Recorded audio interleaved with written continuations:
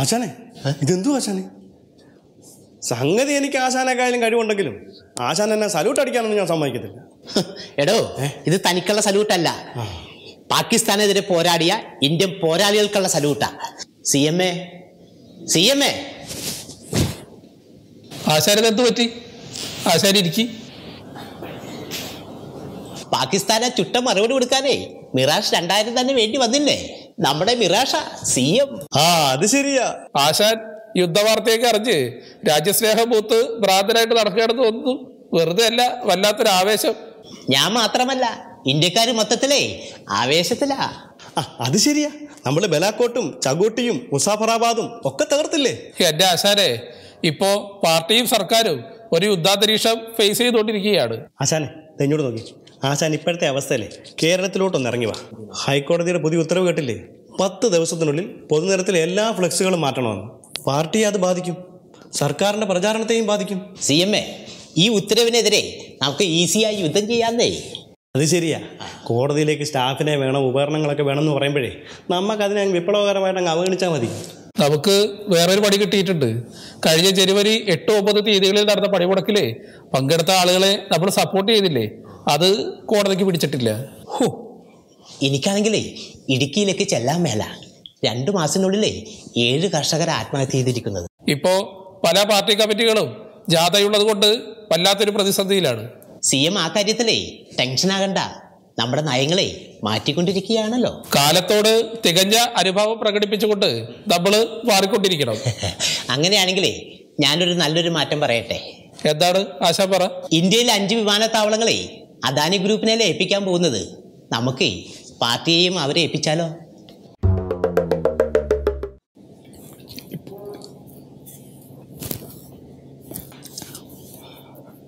വെടിയുണ്ടെങ്കിൽ ചീറിപ്പായുന്നു. ഇടയ്ക്കിടെ ബോംബുകൾ പൊട്ടിത്തെറിക്കുന്നു. കൊള്ളാം. സഖാവ് കൃഷ്ണപിള്ളയെ പോലെ ഇടത്തോട്ട് ചരിഞ്ഞ് അജാനുബാഹുവായ മിറാഷ് 2000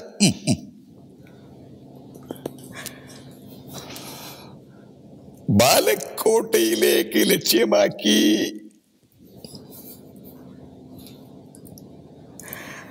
അയച്ച മിസൈൽ ഭീകര ശബ്ദത്തോടെ ഭൂമിയിൽ അഗ്നിഗോളമായി സൃഷ്ടിച്ചു.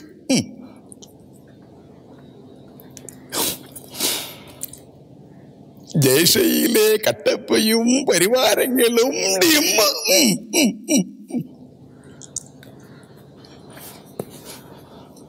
ആകാശമെങ്ങും ഉയർന്ന ചുവപ്പൻ പുക, കാഴ്ചയിൽ അരിവാൾ ചുറ്റിക പോലെ.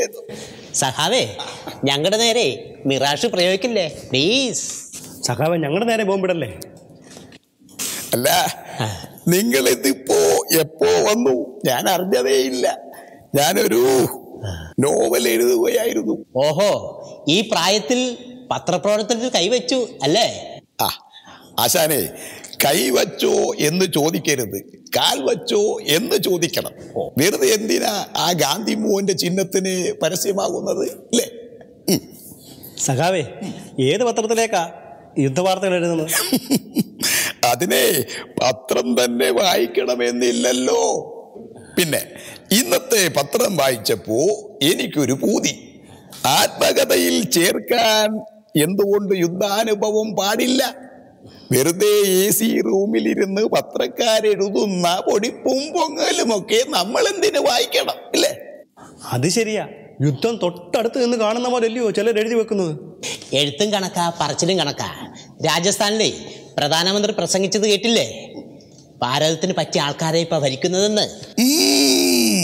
അഴിമതിക്കറ പറ്റിയ എന്ന് പറയുന്നതായിരിക്കും ശരി. അല്ലേലും ഇവരെന്തായി ചെയ്യുന്നത്? അമേരിക്കയിൽ നിന്ന് ലേസർ ബോംബും ഇസ്രായേലിൽ നിന്ന് ഹെറോൺ ഡ്രോണും ഫ്രാൻസിൽ നിന്ന് മിറാഷും ഒക്കെ വാങ്ങി നേരെ പാകിസ്ഥാനെ കൊണ്ടിടും. ഇതിലൊക്കെ വല്ല കാര്യമുണ്ടോ? ചുമ്മാതല്ലല്ലോ ട്രംപ് പറയുന്നത്. ഏത് സമയത്ത് വേണമെങ്കിലും ഇന്ത്യ പാക് യുദ്ധം നടത്തുമെന്ന്. അല്ല, ഗുണം അവർക്കും കൂടിയാണല്ലോ. അപ്പോഴേ ഈ പറഞ്ഞ രാജ്യക്കാരുടെ വ്യാവസായിക അഭിവൃദ്ധിക്ക് വേണ്ടിയാണല്ലേ ഈ യുദ്ധം. വിമാനത്താവളങ്ങൾ അദാനി ഗ്രൂപ്പിന് കൈമാറുമ്പോൾ ആർക്ക് അഭിവൃദ്ധി ഉണ്ടാവും? കേന്ദ്ര പാർട്ടിക്ക്. അതെ, പണ്ട് നമ്മൾ ഈ നേതാക്കന്മാരെയും വ്യക്തികളെയും ഊരുവിലക്ക് ശിക്ഷിക്കുമായിരുന്നില്ലേ? അതുപോലെ ഇവിടെയും നടപ്പാക്കിയാൽ ഈ അദാനിയൊന്നും ഇവിടെ കുളം കുഴിക്കില്ലടോ. അതെങ്ങനെയാ? മുഖ്യമന്ത്രി പറഞ്ഞില്ലേ, അദാനിക്കെതിരെ ഒരു യുദ്ധം. അതായത് വെള്ളം, ഭൂമി, വൈദ്യുതി ഇവ നൽകാതെ അവരെ ബുദ്ധിമുട്ടിക്കണം. അപ്പോ അവസാനം അവര് തന്നെ ഒഴിഞ്ഞു വയ്ക്കുള്ളൂ. വെട്ടി നിരത്തല് അല്ലേ? ഇപ്പോ വിമാനമല്ലേ, ഇനി മുതൽ വെടിവച്ചിടൽ എന്ന് പറയും. എന്താ വന്നത്? ഇരിക്കൂ. സ്കോർ എത്രയായി? അല്ല, ക്രിക്കറ്റ് കളിയാണോ സഖാവ് ഉദ്ദേശിച്ചത്? ഞാൻ ഉദ്ദേശിച്ചത് ക്രിക്കറ്റ് കളിയല്ലടോ. ശരിയാണല്ലോ അല്ലേ, സച്ചിൻ പോയതോടെ ആ കളി ഏതാണ്ട് നിന്ന പോലെ. പിന്നെന്താ ഉദ്ദേശിച്ചത്? എടോ, ഞാൻ ചോദിച്ചതേ പാകിസ്ഥാനിലെ എത്ര പേർ പോയെന്നാ. നമ്മുടെ ചുണക്കുട്ടന്മാരായ 40 പേർ രക്തസാക്ഷിത്വം വഹിച്ചപ്പോഴായിരുന്നല്ലോ നമ്മൾ 12-ാം ദിനം വെടിപൊട്ടിച്ചത്. അത് തുടരുന്നുണ്ടല്ലോ. എന്റെ സഖാവേ, ഞങ്ങൾക്ക് ഇതൊന്നും ശ്രദ്ധിക്കാൻ നേരമില്ല. അല്ലെങ്കിലും പാവപ്പെട്ടവർക്ക് എന്ത് യുദ്ധം? പാകിസ്ഥാനിലെ 3 ഭീകര കേന്ദ്രങ്ങളാണ് നമ്മൾ തകർത്തത്. 350-ൽ പരം ഭീകരരെ വധിച്ചു. പിന്നെ നമ്മൾ ഉപയോഗിച്ചത് ലേസർ നിയന്ത്രിത ബോംബുകളാ. സഖാവ് അത് വിട്. കുട്ടിക്കാലം മുതൽ എനിക്ക് ഈ കമ്മ്യൂണിസ്റ്റ് പാർട്ടിയോട് ഭയങ്കര ഇഷ്ടമായിരുന്നു. അതുകൊണ്ട് തന്നെ ജാഥയിലൊക്കെ പങ്കെടുക്കാൻ പോയിരുന്നേ. വേറൊന്നുമല്ല, എന്തെങ്കിലും ആവശ്യമുണ്ടെങ്കിൽ ഓടി വരുമായിരുന്നു. ഇപ്പോൾ ഒന്നുമില്ലല്ലോ. അല്ല, ഡൽഹിയിലും മഹാരാഷ്ട്രയിലുമൊക്കെ നമ്മുടെ നേതൃത്വത്തിൽ ലോങ് മാർച്ച് നടത്തിയിരുന്നു. ഇയാള് കണ്ടില്ലാന്നുണ്ടോ? അല്ല, അത് ഞാൻ അറിഞ്ഞായിരുന്നു. സഖാവ്, ഒരു സംശയം. അതുപോലെയുള്ള കർഷക കൂട്ടായ്മകൾ എന്തുകൊണ്ടാണ് നമ്മുടെ ഇവിടെ ഉണ്ടാകാത്തത്? കൃഷി ചെയ്യാൻ ഇവിടെ എവിടെ ഭൂമി ഇരിക്കുന്നു? റോഡിനും ഫ്ലാറ്റിനും മാത്രമേ ഇവിടെ ഭൂമിയുള്ളൂന്ന ചിലരൊക്കെ പറയുന്നത്. സഖാവേ, കയർ തൊഴിലാളികളും കർഷകരും ഒക്കെയാണ് നമ്മുടെ പാർട്ടിയെ വളർത്തിയത്, അത് മറക്കരുത് എന്നാണ് പൊതുവെ പറച്ചിൽ. ഇപ്പോ പാർട്ടി വളർന്ന് വളർന്ന് വലിയ കൃഷിയിലേക്ക് മാറിയില്ലേ? സഖാവേ, പാർട്ടി നയപരമായി അംഗീകരിച്ച പല സമരങ്ങളിലും ഞാൻ പങ്കെടുത്തിട്ടുണ്ട്. പാർട്ടി ആ നയത്തിൽ മാറ്റം വരുത്തിയിട്ടില്ല. പിന്നെ ചില നേതാക്കളുടെ സ്വകാര്യവൽക്കരണം അതിലുണ്ടെന്ന് മാത്രം. സഖാവേ, ഞാൻ വന്നത് വേറെ കാര്യത്തിനാണ്. എനിക്കൊരു ലോണുണ്ട്, തിരിച്ചടക്കാൻ ഒരു നിവൃത്തിയില്ല. അതൊന്ന് എഴുതി തള്ളാൻ പറ്റുമോ? വേറെ ഒരു മാർഗമില്ല, അതാണ്. എടോ മെടുക്കൂസേ, ഞാൻ വിചാരിച്ചാൽ ഒന്നും എഴുതി തള്ളാൻ പറ്റുകയില്ല. എന്നെ എഴുതി തള്ളിയതാ. അപ്പൊ ഞങ്ങൾക്ക് വേണ്ടി എന്തെങ്കിലും ചെയ്യാൻ ഇവിടെ ആരുമില്ല. പൊക്കോട്ടെ സഖാവേ. എന്നാ പിന്നെ. പ്രിയമുള്ള രാഷ്ട്രീയ, സാമൂഹ്യ, സാംസ്കാരിക രംഗത്തുള്ള മഹാന്മാരെ, നിങ്ങൾ ഈ ബ്ലൂ വെയിൽ എന്ന് പറയുന്ന ഒരു കളിയെക്കുറിച്ച് കേട്ടിട്ടുണ്ടാവും. അതിൻ്റെ പ്രത്യേകത എന്ന് വെച്ചാൽ, ഈ കളിക്കാരൻ കളിച്ച് ഇതിൻ്റെ അവസാനത്തെ റൗണ്ടിൽ എത്തുമ്പോഴേക്കും കളിക്കാരൻ ആത്മഹത്യ ചെയ്തിരിക്കുമെന്നുള്ളതാണ് ആ കളിയുടെ ഒരു പ്രത്യേകത. പക്ഷേ ഒരു കുടുംബത്തിലെ മൊത്തം ആളുകളെയും ആത്മഹത്യ ചെയ്യിക്കുന്ന ഒരു കളിയിലാണ് ഞാനിപ്പോൾ. ആ കളിയുടെ ഏതാണ്ട് അവസാനത്തെ റൗണ്ടിലാണ് ഞാൻ. ഈ റൗണ്ടും കൂടി കഴിഞ്ഞാൽ ഞാൻ വിന്നറാവും. ആ കളിയുടെ പേരാണ് കൃഷി. കേരളത്തിലെ എല്ലാ കർഷകന്മാരും ഏതാണ്ട് ഈ സ്റ്റേജിൽ എത്തിയിരിക്കുകയാണ്. ഇനിയിപ്പോൾ ഞാനായിട്ട് വ്യത്യസ്തനാവുന്നില്ല, ഞാനും ആ മാർഗം തന്നെ സ്വീകരിക്കുകയാണ്. ഓക്കെ, കാണാം. മരിച്ച് മുകളിൽ ചെല്ലുമ്പോൾ എന്താ അവസ്ഥയെന്നറിയില്ല. കൂറിമാരൊന്നും ഉണ്ടാവില്ലെന്ന് ഉറപ്പാണ്. എന്നാലും ഈശ്വര, മരിക്കാനുള്ള ശക്തി തരണേ. നിങ്ങൾ ചാവാൻ പോവാണോ? അയ്യോ, ആ മൂടങ്ങാ പോയി. നീ എന്തിനാ ഇപ്പോഴും മരിക്കാനും സമാധാനം തരില്ലെന്ന് വെച്ചാൽ? ഇനി ഇതിന്റെ ഒരു കുറവും കൂടി ഉണ്ടായിരുന്നുള്ളൂ. നീ പോയേ മരിക്കുന്നതിന് മുമ്പ് ഈ വെള്ളം അങ്ങോട്ട് കുടിക്കും. എന്തിനാ അത്? പോകുന്ന വഴിക്ക് ദാഹിച്ചു വല്ലേണ്ട. ശരിയാ, ആത്മഹത്യ ചെയ്യുന്നതിന് തൊട്ട് മുമ്പ് വെള്ളം കുടിച്ചു എന്നുള്ളൊരു ഖ്യാതി നിന്റെ പേരിൽ ഇരുന്നോട്ടെ.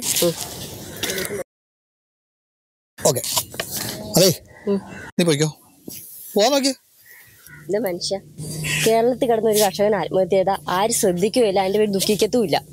കേരളത്തിന് പുറത്ത് പോയി ആത്മഹത്യ ചെയ്യുവാണെങ്കിൽ കേരളത്തിലുള്ള ആൾക്കാരെങ്കിലും കുറച്ച് ശ്രദ്ധിക്കും. ശരിയാണല്ലോടി. ഇവിടെ കേരളത്തിലൊരു കർഷകൻ ആത്മഹത്യ ചെയ്ത് കഴിഞ്ഞാണെങ്കിൽ ഒരു രാഷ്ട്രീയ സംഘടനയോ ഒരു മഹാന്മാരോ ശ്രദ്ധിക്കാൻ പോണില്ല. ഈ ഒരു പണി മഹാരാഷ്ട്രയിലെ രത്നഗിരി എന്ന് പറയുന്ന സ്ഥലമുണ്ട്. അവിടത്തേക്ക് ഒരു ട്രെയിൻ ടിക്കറ്റ് നീ എനിക്ക് വേണ്ടി ബുക്ക് ചെയ്യും. എവിടുന്ന് പൈസ ഉണ്ടോ കയ്യിൽ? എൻ്റെ കയ്യിലില്ല. ഞാൻ കുടുംബശ്രീയിലൊന്ന് പറഞ്ഞു നോക്കുന്നു. ഇതിൻ്റെ പേരിലാകുമ്പോൾ പെട്ടെന്ന് കിട്ടുമല്ലോ. എന്നിട്ട് ആരടയ്ക്കും മാസം പലിശ അടയ്ക്കുമോ? പണം, അതാണ് നിൻ്റെ പ്രശ്നമല്ലേ. എടി, നിൻ്റെയും കുട്ടികളുടെയും സംരക്ഷണത്തിന് വേണ്ടിയിട്ടാണ് ഞാനിത് ചെയ്യാൻ പോകുന്നത്. നിങ്ങൾ ഏതെങ്കിലും ഇൻഷുറൻസ് പോളിസി എടുത്തിട്ടുണ്ടോ? എടുത്തില്ല. ഇല്ല.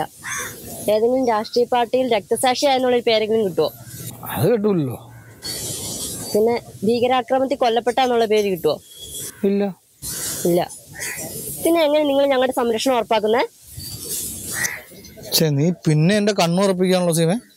ഒരു കർഷകൻ ആത്മഹത്യ ചെയ്ത ഒരു രാഷ്ട്രീയ സംഘടനകളോ അല്ലെങ്കിൽ സാംസ്കാരിക പ്രവർത്തകരോ മാധ്യമങ്ങളോ അത് മൈൻഡ് ചെയ്യില്ല. വേണ്ടെന്ന് നോക്കിയാ അല്ലേ? അഴിച്ചേട്ടാ. എന്തായാലും തീരുമാനിച്ചല്ലേ, വേണ്ടെന്ന് വെക്കണ്ട. ഒപ്പിട്ടേക്ക്. ഞാൻ എഴുതിയിട്ടുണ്ട് ആത്മഹത്യക്കുറിപ്പ്. ഞാനാ ആത്മഹത്യക്കുറിപ്പല്ല, പ്രധാനമന്ത്രിയുടെ കിസാൻ സമ്മാന പദ്ധതിയില്ലേ, അതിന്റെ അപേക്ഷ ഫോറോ അതിനകത്തൊരു ഒപ്പിടും. ഒപ്പിട്ടാ എല്ലാ വർഷവും ഒരു 6000 രൂപ വെച്ച് അതെങ്ങനെ ഞങ്ങൾക്ക് കിട്ടട്ടെ. 6000 രൂപ കിട്ടുമോ? എന്നാ പിന്നെ 6000 രൂപ കിട്ടിയിട്ട് ആത്മഹത്യ ചെയ്താലേ? ഇനി ഇത് നോക്കിക്കൊണ്ടിരുന്നോ? എനിക്ക് മക്കൾക്ക് റേഷൻ മേടിക്കാനുള്ള പൈസ പോലും ഇല്ല അതിനകത്ത്. ആണോ? പിടിച്ചോ, നീ പോയിക്കോ. പോയിക്കോടി, നീ പൊക്കോ. കർഷകനൊരു വിലയില്ലാത്തൊരു നാട്. അവിടെ തിരുവനന്തപുരം റെയിൽവേ സ്റ്റേഷനിൽ പോസ്റ്റ് ഒട്ടിച്ചെന്നും പറഞ്ഞ് സർക്കാരിനെതിരെ റെയിൽവേ 55 ലക്ഷം രൂപയുടെ പിഴ ഇട്ടേക്കണത്. ഞങ്ങളെപ്പോലെയുള്ള കർഷകരെ പഴിപ്പിക്കാൻ പറ്റാത്ത സർക്കാർ ഇനി 55 ലക്ഷം രൂപ അവിടെ പിഴ അടക്കാൻ പോകുന്നു. റെയിൽവേ ചമ്മിപ്പോവുള്ളൂ. നല്ലൊരു മനസ്സ്, കുറച്ച് വിത്ത്, കുറച്ച് മണ്ണ്, നല്ല അധ്വാനശീലം. ഒരു കൃഷി തുടങ്ങാൻ ഇത്രയും മതി. തുടങ്ങിക്കഴിഞ്ഞാൽ പിന്നെ അടിപൊളിയായിരിക്കും. ഒന്നുറപ്പാ, ഇന്നല്ലെങ്കിൽ നാളെ നഷ്ടം വന്നോളും. പേടിക്കാനില്ല. കയറുണ്ട്, വിഷമുണ്ട്, പിന്നെ അവനവന്റെ ഭാവനയ്ക്കനുസരിച്ച് ഏത് വേണമെങ്കിലും തിരഞ്ഞെടുക്കാനുള്ള സ്വാതന്ത്ര്യവുമുണ്ട്. പോരെ?